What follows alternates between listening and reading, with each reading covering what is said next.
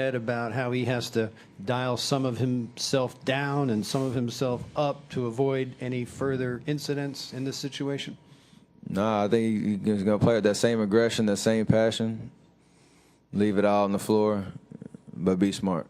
I think he can do that without having to take a piece of himself away from what he does on the floor and who he is as a basketball player and a competitor and whatnot. So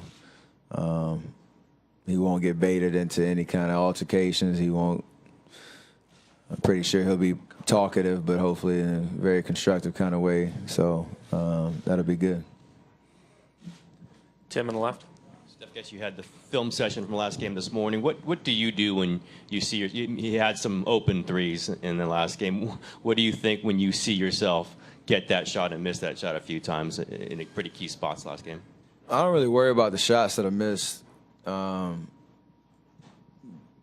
Those are ones you live with. You live with the result. You don't really want to go back and analyze, oh, I got open, what happened, why'd I miss it, or was my feet, not square to the basket, or did I not hold my follow through, whatever. I don't really worry about that because those shots will come, and if I can keep the confidence, I'll hopefully knock them down the next game.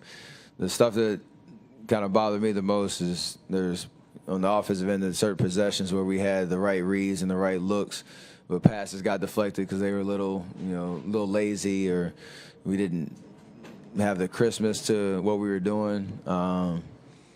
That was a situation where you feel like you had missed opportunities. Open shots, make or miss doesn't really bother me that much, but the other stuff that takes us out of the rhythm of our offense, that I control most of it, is the frustrating part. So that was the most glaring thing that we saw on the film, and I have to shore that up.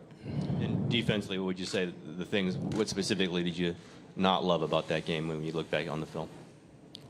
Breakdowns, communicating on switches and in transition, finding our matchups, and certain details of the fundamentals of just body position on defending guys one-on-one in space. We gave too many angles to the basket where we put our help defense in a bad spot with straight line drives to the basket and whatnot. I mean,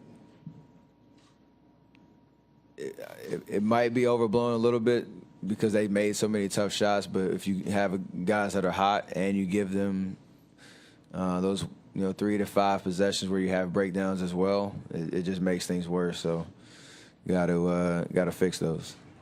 Thank you, Steph.